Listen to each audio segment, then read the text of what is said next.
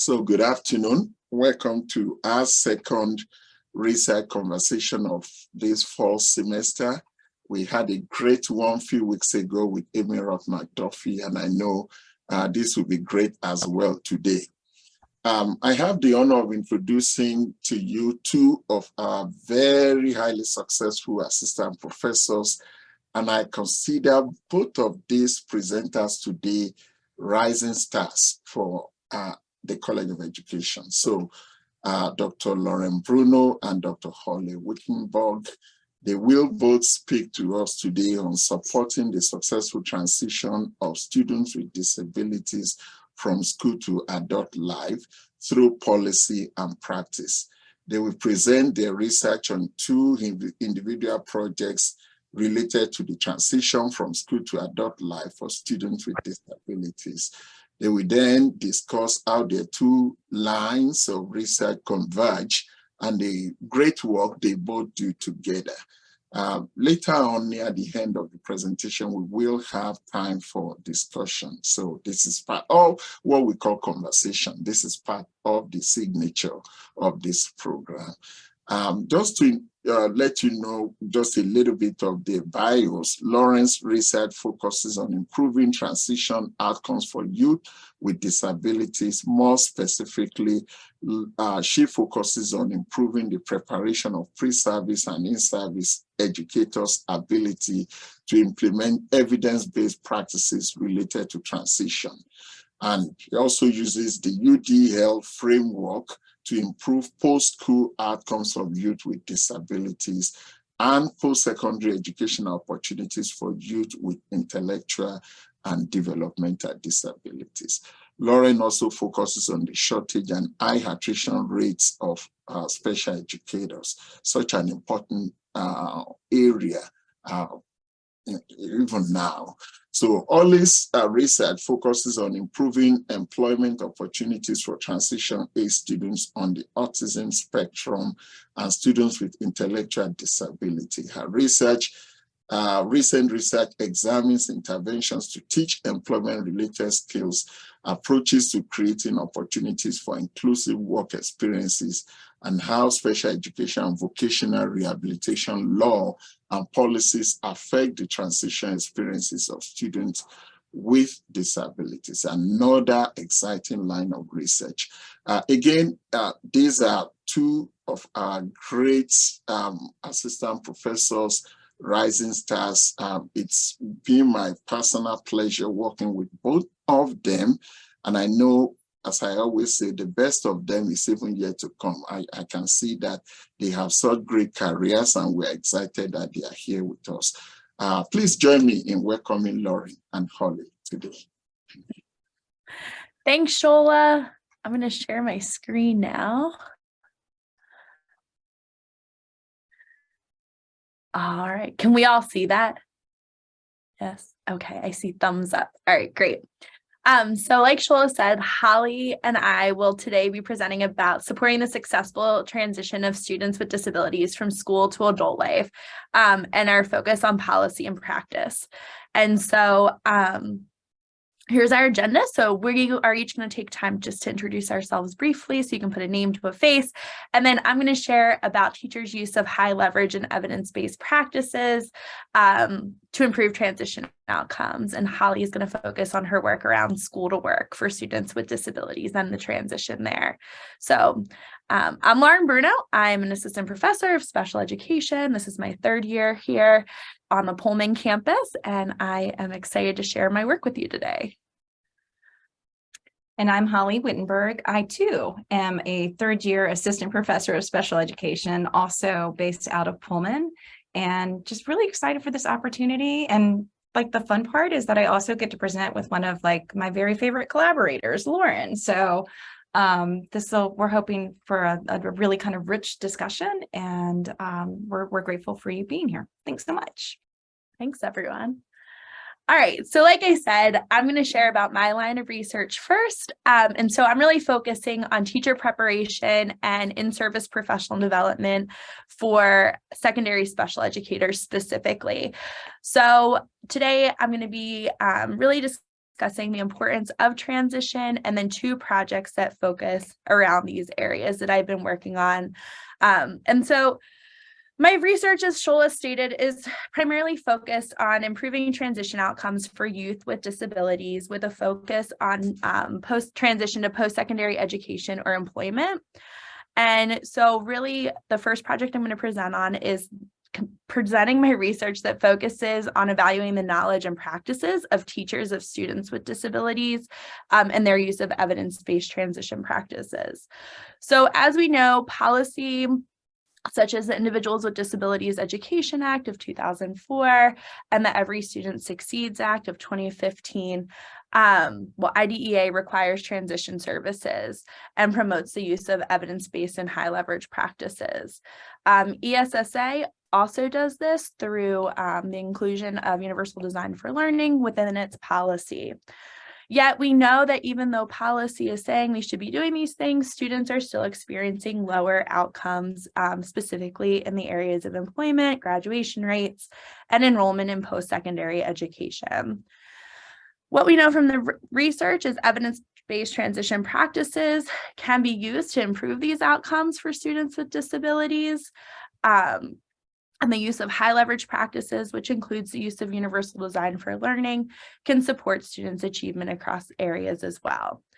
Yet we know from the literature, teachers lack the knowledge to effectively implement the evidence-based transition practices, and that pre-service preparation programs are not giving them the tools they need to effectively do these in the field. And so what we know, though, is teachers' instruction can affect this and improve this. And so through professional development, we can do this. So my first project I'm going to talk about is validating the task to enhance teachers' use of transition practices. So the task is the Teacher Activity Survey, Transition and Technology, and this current project is actually being supported by a new faculty seed grant here at Washington State. And I've been partnering with Holly and Marcus and Don on this project as well. But the Teacher Activity Survey is really developed to determine teachers' knowledge and self-efficacy to implement transition evidence-based practices, while also focusing on what professional development they've received to focus on these areas. And so what we want to know is essentially what is helping you become more competent in delivering evidence-based transition practices. So the task is a self-report instrument developed to evaluate the teacher's self-efficacy. And it was based on the Eisenhower Professional Development measure initially and adapted and for my dissertation. And now I've been working to validate it using a national sample of educators. So the goals of this project are to further develop and modify the task, to evaluate the PD experiences of secondary special educators and their knowledge and skills. And so we've recently updated the task with more recent literature that has come out around evidence-based transition practices. And then after sending the survey out and getting our participants, we plan to utilize confirmatory and exploratory factor analyses to assess the reliability and validity of the task. And this is in partnership with the LPRC. And then really analyze this to the task to then address the gaps in literature and investigate the relationship between professional development and teacher self-efficacy as related to evidence-based transition practices. And as we validate the task, it's hopefully going to help us better understand what types of PD are being offered, the quality of professional development, and teachers' ability to implement and utilize evidence-based practices, which can then help us inform and create additional professional developments for teachers, specifically secondary special educators.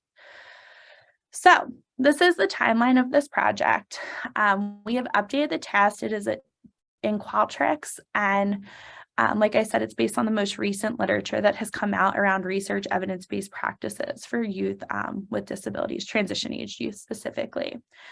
And now we are going to begin pilot testing within Washington and then hoping to send out for a national recruitment sample by the start of next semester.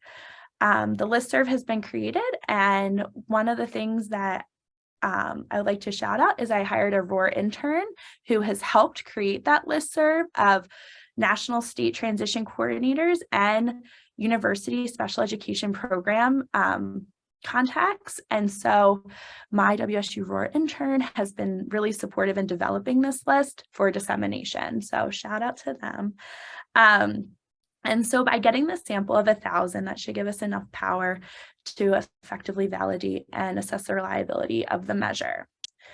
Then within partnership with the LPRC, we're going to do the data analysis, really run those descriptives just to see what teachers are saying, their confidence to implement these are, their knowledge, and then the types of PD they're finding to be most effective. And then I already stated that. So this is a current project that I'm working on right now. It's exciting, and hopefully we can use it to inform future projects around the development of professional development and really focusing on how we can utilize external funding to support that work too. So my next area that's still focused on professional development, but in a different area, is the development of an online module to support special educators in implementing the Universal Design for Transition framework. So I'm aware many of you may not be familiar with the Universal Design for Transition framework, so I'm going to take a minute to explain that. But it essentially, Universal Design for Transition framework takes the 3 principles of Universal Design for Learning and core principles of what we know of effective transition practices and what they are. And so as you can see on the graphic, the transition domains include multiple means of assessment. And that really looks at not just looking at one type of assessment, but really utilizing both formal and informal assessments to get a whole picture of who the student is, their strengths, abilities, and interests. So not just doing one interest inventory and using that for transition planning, but using a holistic look at different areas and different types of assessment to get a broader range of what the student would want to do. Next is student self-determination. So how we're really including that student in the process, letting them problem solve through this, and coming up with their goals and ways to achieve them. And then multiple life domains really looks at transition beyond just one linear idea of potentially post-secondary ed to employment and beyond. It's really looking at transition holistically. So where do you see yourself living? Where do you see yourself attending school? Where do you see yourself working? What types of activities are you looking at? What does transportation look like? Who do you want to affiliate yourself with? So really looking at those multiple life domains rather than just one transition outcome.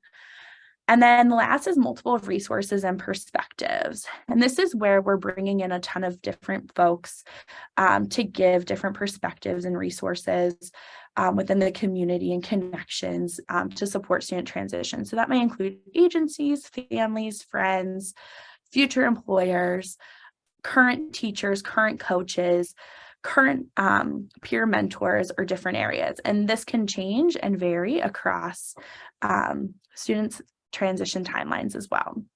And then so it takes these ideas of the best practices within transition and the Universal Design for Learning and blends them together to create this Universal Design for Transition framework. And what we see then is we're no longer having this disconnect between academic content and transition content. And we're looking at ways where they can intersect and overlap, and students' transition skills and areas can be focused on in academic content, therefore promoting more inclusion and inclusive settings. So, as I stated earlier, we know from other research that teachers are having a difficult time doing this. And so what we're seeing is a need for practical professional developments for people in the field.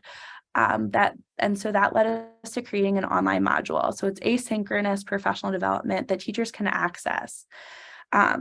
And then throughout different time points within, they are revising lesson plans. And that's what we're currently studying. So we create modules and we utilize adult learning theory. If you scan the QR code, you can see the modules on the upper right. But it's really built off prior research that we've conducted that looked at training teachers on these concepts and seeing how their lesson plans have improved or how they were more likely to include Universal Design for Learning or Universal Design for Transition principles. And so The way it begins is they upload one initial lesson plan, and then they complete part 1 of the modules, which is really focused on just universal design for learning. They then revise their lesson plan to incorporate the UDL principles. We then have a scoring rubric that we score that against. And throughout this process, we're also giving teachers feedback on their lesson plans, both positive and constructive, on areas to further consider. Then they complete part 2, which is really focused on those 4 main transition components of the UDT framework. They then revise their lesson plan again, and this is where we're really looking for the emphasis on connecting academics and transition skills in one inclusive setting.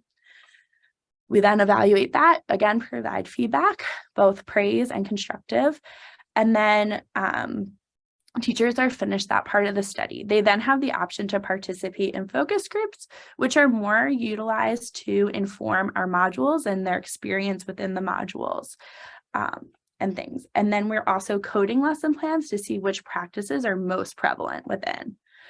So what we're seeing is within our lesson plans currently that are scored, that we are seeing change within teachers' ability to include UDL and UDT principles within their lesson plans. We are seeing uneven growth, though, within the UDT framework. So the multiple means of assessments and the self-determination has been less represented within the UDT principles than in the other areas. So our next steps, though, are to continue this research and finalize our findings, and then hopefully apply this to a broader scope to include now pre-service teachers as well, to support those secondary educators in thinking about how the UDT framework could be utilized within their classes. So a way we could do this is through teacher prep programs, enrich existing transition programs, and then within local school divisions in a variety of professional development to new teacher activities and things. And since we are situated in a rural area, the use of online modules also allows us to tap into or provide professional development to folks who may have less access, or professionals who may have less access to this. And then finally, hoping to utilize this with transition specialists who can then implement it within their districts as well. So that is my research on professional development, teachers' use of high leverage, and my broad focus on evidence-based transition practices. So thanks. I'll shoot it over to Holly now. Thanks, Lauren. I love hearing about, I feel like I know a lot of the work that you do, but it's really fun and interesting to hear about some of the really exciting projects that you're working on right now. Yeah. So Lauren just talked a bit about her focus, which really is, again, that transition from school to adult life for students with disabilities, but with that emphasis on teacher preparation, teacher professional development. The work that I do often aligns with Lauren's work because I too am interested in the transition from school to adult life for students with disabilities. But my emphasis a lot of times is looking at specifically that pathway from secondary and post-secondary education to employment and careers and work. And I think part of that too reflects, kind of where I come from. I am a special educator, but prior to being a special educator, I was a job coach who worked with adults with disabilities out in the community.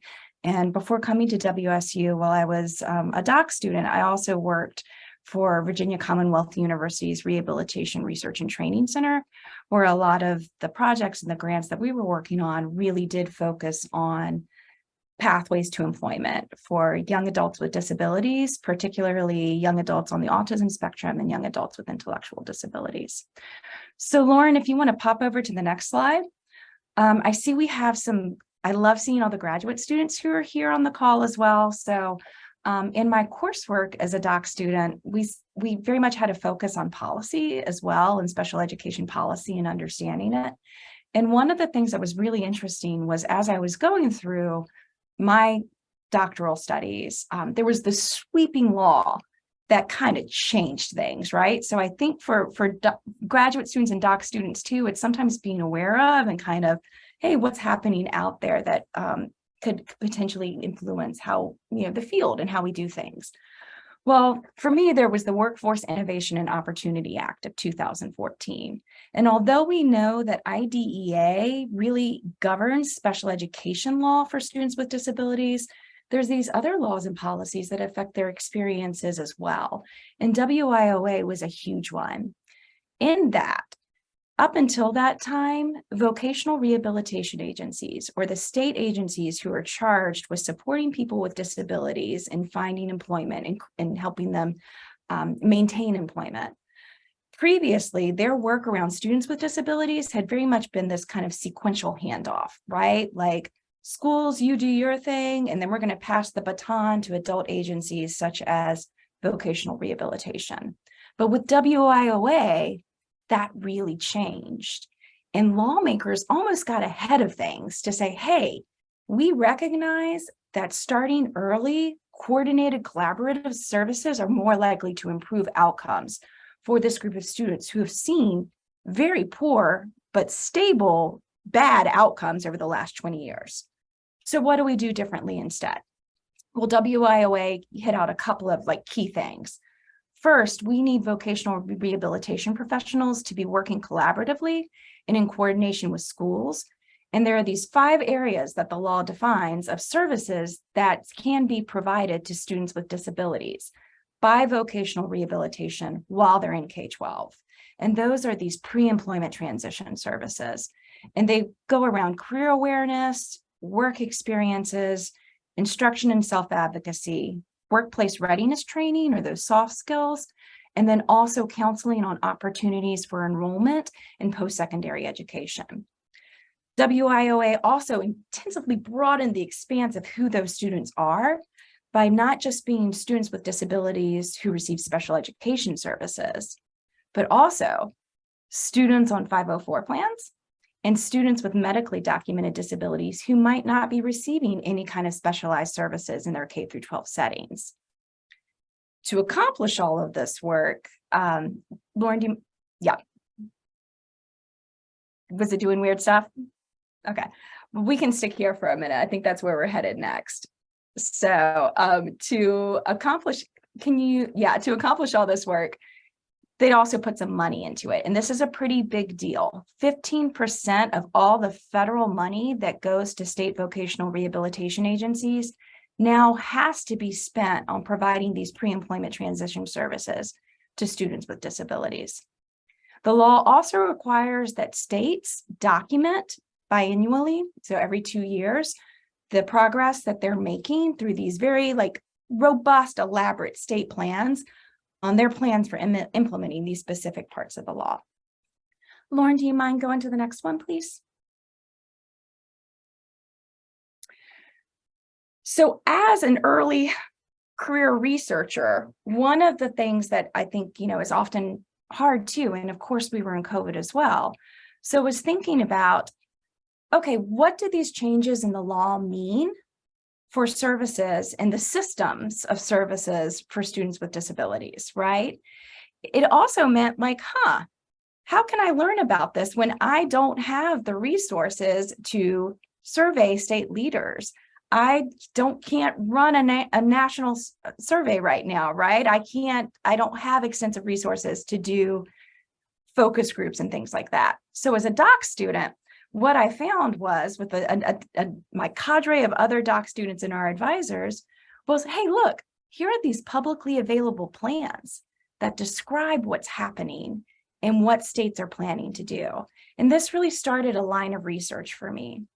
So working with a collaborative team, first out of Virginia Commonwealth University, including fellow doc students and my advisors, I was second author on an initial paper that looked at the 2018 state plans for how are we going to do these voc rehab pre-employment transition services. And we used a sampling method to get a robust representative sample of different kinds of states.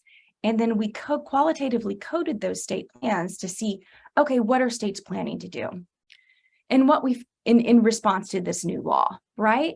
And what we found was that states were really focused on employment skills, but that there was less focus on post-secondary education for students with disability, and also less focus on instruction and self-advocacy. We saw these exciting kind of innovative things that states were beginning to do and thinking about how we can provide these services outside of traditional K through 12 context.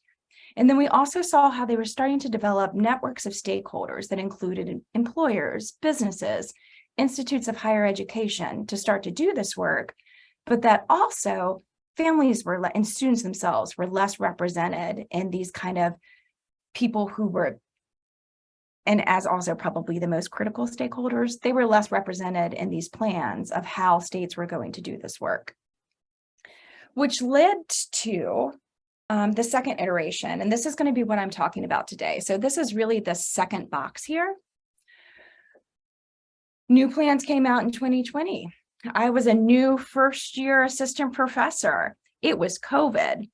I want to continue this line of research. What are the things that I can start to thinking about? What are the next steps for building upon this? Well, one of the questions that we had after this, the conclusion of that first study was like, well, how good are these plans? Are they? Do they include what we know to be evidence-based practices that are likely to result in improved employment outcomes for students with disabilities? Do they include those predictors, those things that we know from the literature are most likely to have a positive relationship between this happening and students with disabilities ending up with successful employment outcomes? So what I want to take a few minutes to talk about today is the work that we've been doing around this content analysis of research-based transition recommendations within state and territory plans. So Lauren, do you mind clicking to the next one? So in this current study, I have been working with colleagues from the University of Illinois at Champaign-Urbana, from the University of Maine, and from the University of Missouri at St. Louis to conduct a content analysis of the publicly available. We have 54 of them. New York and New Jersey did not turn in their plans for some reason, so we don't know what's going on with them. But we looked at 54 of the state and U.S. territory plans for how these vocational rehabilitation organizations, how are they going to serve and what services are in programming are they going to be providing to students with disabilities? Looking back within our existing transition-based research literature, there were two seminal systematic lit reviews that have been conducted over time, and the most recent updates came out in 2021 from Mazzotti and Rowe that identified 16, that identified evidence-based practices for transition that were related to employment and predictors that were related to employment outcomes for youth with disabilities. We took those predictors and practices, looked at the pieces that would be malleable or influenceable by state vocational rehabilitation agencies, mapped them onto existing state vocational rehabilitation agency requirements for the services that they had to provide, and developed these 16 distinct research-based transition recommendations. And what we were curious about is, well, what is the extent to which these best practices are actually present within these state plans for how we're going to provide these services to students? So we developed a code book. We read the entirety of the VR portions of all of these state plans. Typically, they're like 300 some page documents, and the vocational rehabilitation pieces range from like 60 to 120 pages. And we coded them to see the extent to which these recommendations were present within the plans. Inter-rater reliability for that first piece of coding was listed there, 87.5 to 91.25%. I think where we saw discrepancies in coding, it was oftentimes where things maybe weren't very explicitly defined within the plans themselves. And so we had to kind of come to consensus and make sure that we had that really adequately reflected within our code book in terms of examples and non-examples. And then we did a second round of coding to make sure we hadn't missed anything by going back in and doing a search of keywords for each of those research-based transition recommendations. Lauren, can you flip to the next one for us? And so, you know, I've been kind of yammering on about these research-based transition recommendations, here's what they really are, right? So we had these 5 areas that kind of highlight those or mirror those pre-employment transition services that I talked about just a minute or two before, around career awareness, which is really around career exploration activities and mentoring, work preparation experiences that include paid work, general work experiences that that often were not paid, such as work-based learning experiences or internships or job shadowing, things of that nature. A specific internship model that's well represented within the research literature, project search, work study, and career and technical education. Within collaboration, there were 2 kind of key from the research pieces we were looking for: family involvement and interagency collaboration.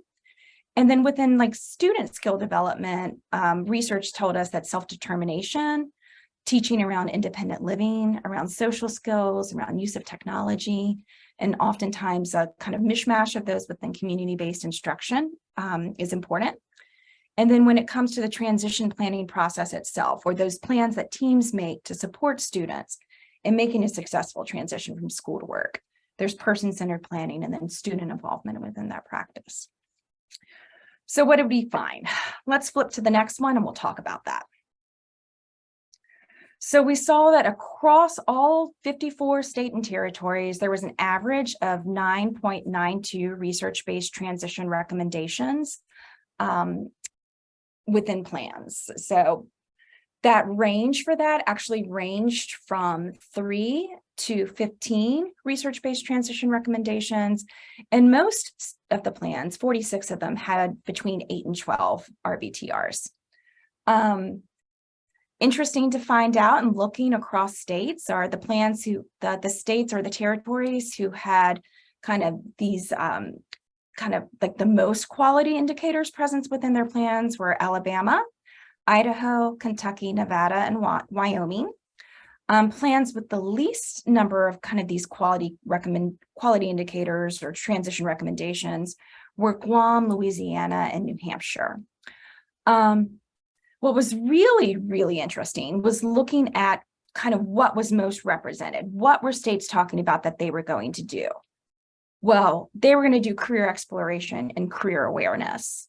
They were also going to be doing interagency collaboration. So that's thinking about vocational rehabilitation agencies partnering with schools and other partners within the community to provide these services to students.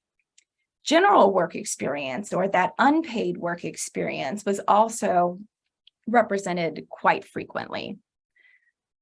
Paid work experience was not, right? So although there was a majority of states who had some kind of plan for paid work experience for students with disabilities, it wasn't to the same extent as general work experience, which is worth noting, both in terms of that importance and that kind of justice issue around being paid for the work that you do, right? And also around, because we know that paid work experience is a really, really strong predictor of competitive integrated employment outcomes or successful in employment outcomes for students with disabilities after they leave school.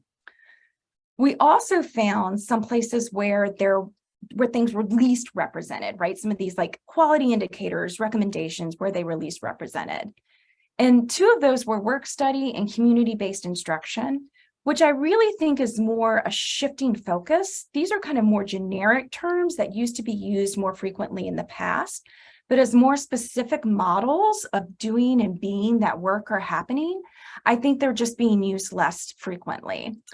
However, career and technical education only showed up, and I think the exact number was 33% of these plans, which is a problem in an area for growth, given that CTE or existing structures that are right out there for anyone, right? They're in school. So how can we make those more inclusive and get students those skills? Similarly, instruction in technology or technology skills was also not well represented within plans and is another area for growth, given how we know how important those skills are for careers of today and for careers of the future, and also for just managing our lives day in, day out, right? The other piece that I thought was really, really interesting and that we're really excited to kind of talk about as we're preparing this manuscript for publication right now, is that while instruction and self-advocacy or self-determination, this idea of students being in charge of and agents of the things that happen within their lives, having autonomy and control over decision making, while instruction in that was the most represented work readiness training skill within the plans, actual student involvement plans saying how students were going to be involved in their own transition planning was only represented in 11% of plans. So obviously there's some kind of disconnect that's happening there between what we're teaching students and actually giving them real life authentic opportunities to do that work. The big asterisk with this study, of course, is that these are plans for implementation. There are questions and the follow-up that we want to do to look at, okay, well, how well are these also happening in real life with the actual services that are being provided to students and to their families?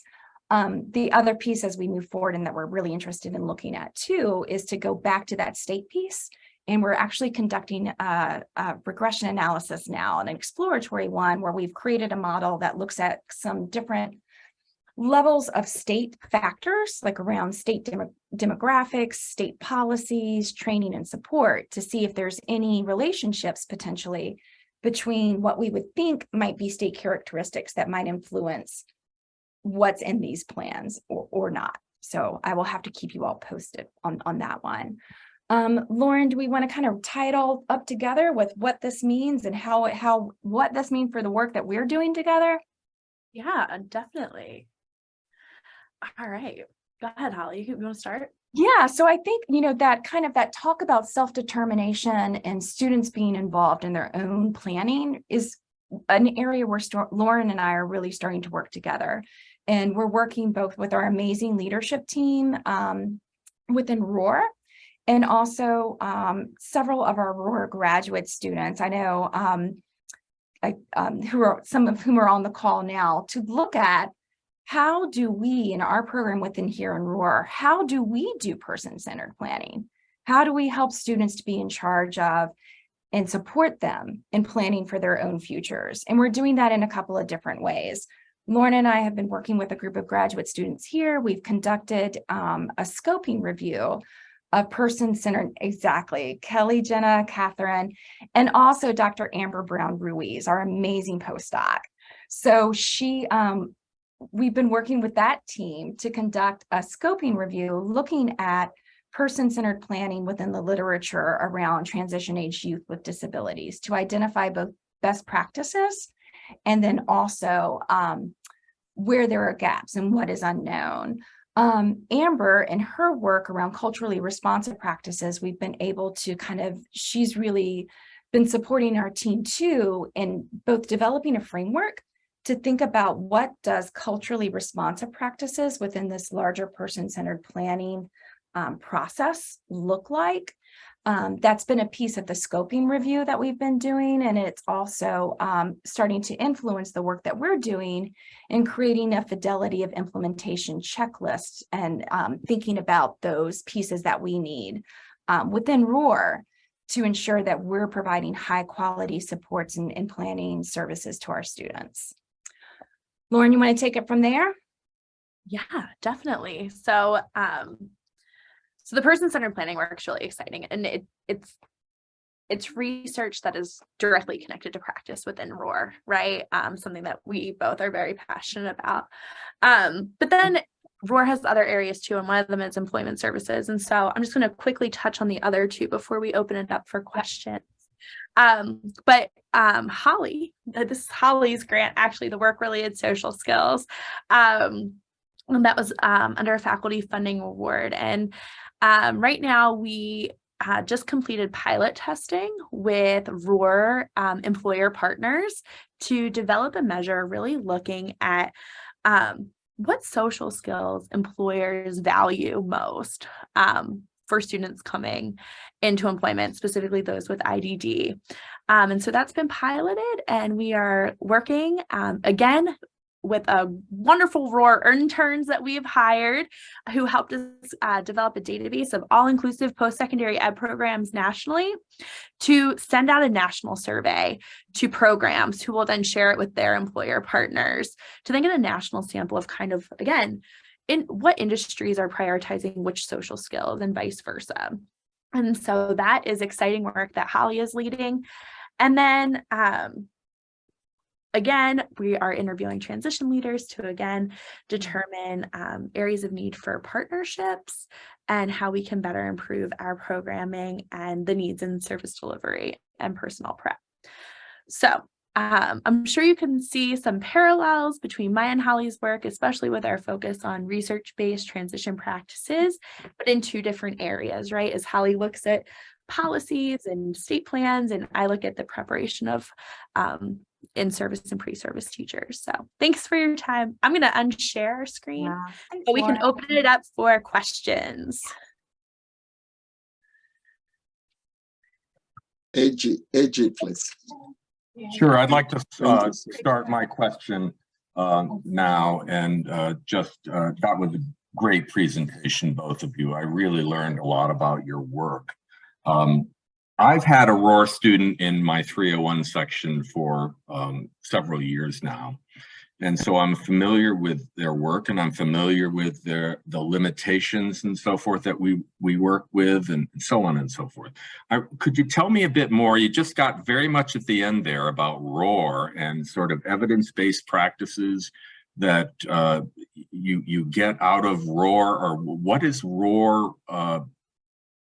What is the sort of bridge that Roar is providing for not only these students, but for your work? Yeah, definitely. Holly, do you want me to start, or do you want to start? Go for it, Lauren. Then I can. Yeah.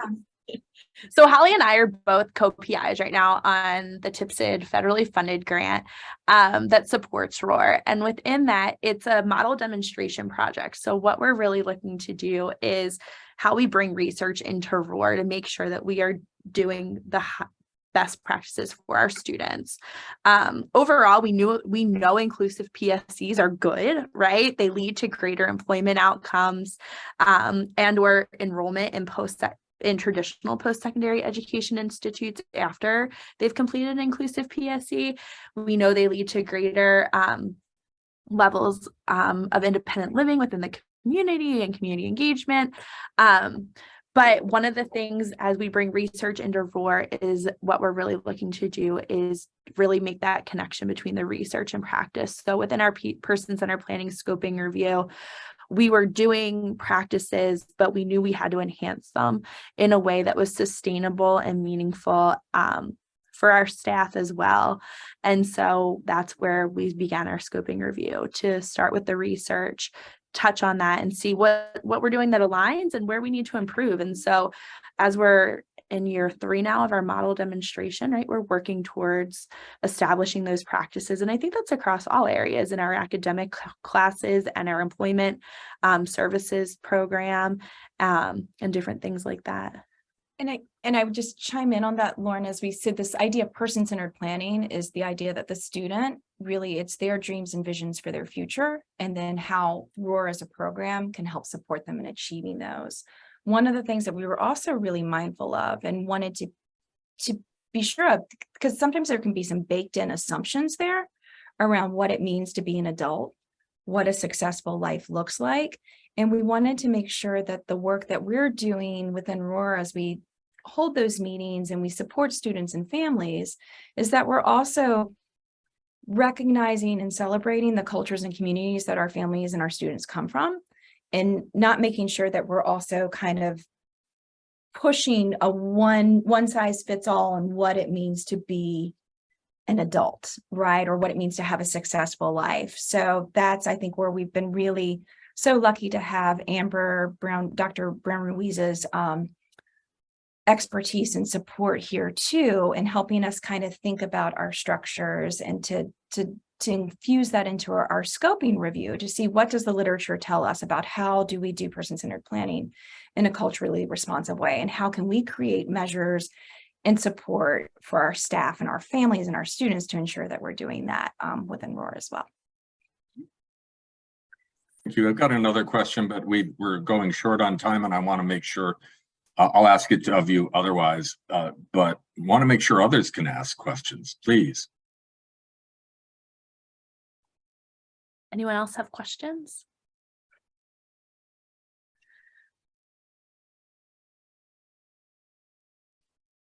Take it away, AG. So you sort of made some comments and I guess criticism of undergraduate teacher preparation as not having enough.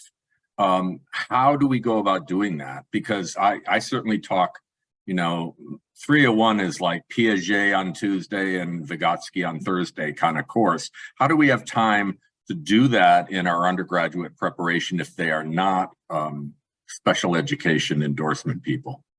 Yeah, no, that's a great question. And I think, and I don't have an answer to that, but I think that's why a lot of my work is focused on the professional development of in-service teachers now and where we can pack it in there. I recognize that I can't go to every teacher prep program and say, you need to improve transition planning, right?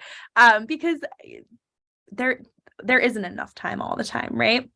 But I think using those inclusive or promoting inclusive practices throughout our coursework and reiterating is a good way to reinforce that specifically for our general educators.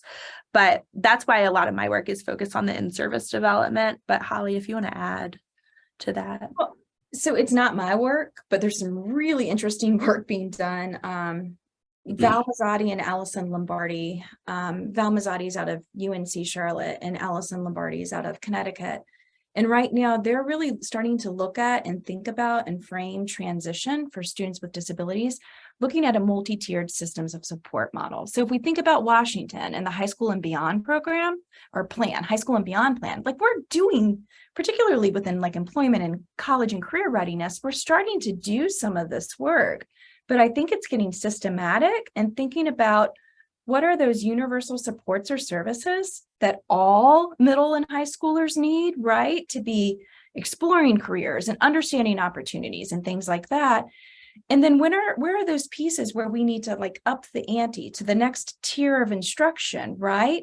To support learners with different exceptionalities and being able to access those and to be successful within them. And so to me, like, I'm really excited and really interested in this idea that they're starting to come up with, like really, and more than come up with, they've come up with it and they're starting to like think about it, but multi-tiered systems of support as a way to kind of conceptualize some of this work around career and college readiness is pretty interesting to me right now as well.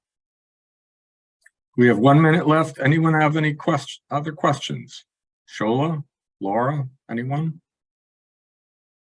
No, I just want to say a big thank you to Lauren and Holly. I mean, for me, what really stood out is the way you have been able to bring your two lines of research together. I think it's really impressive. So thank you for what you do and thank you for the presentation today. AJ. Absolutely. Yeah. Thank you very much. It was really interesting and really well integrated. Your slides were great. I really appreciated it. So thank you very much. You got a good audience too. You got a good number. So know that. So that's great. A lot of good interested people. Yeah. Anyone else have anything to say? If not, we'll just thank them very much and have a good rest of your day, both of you and all of you. Yeah. Thank you for the opportunity. It was super fun. Thank you. Thank you. Thank you so much. Bye, everyone. Thanks, everyone. Thank you. Bye.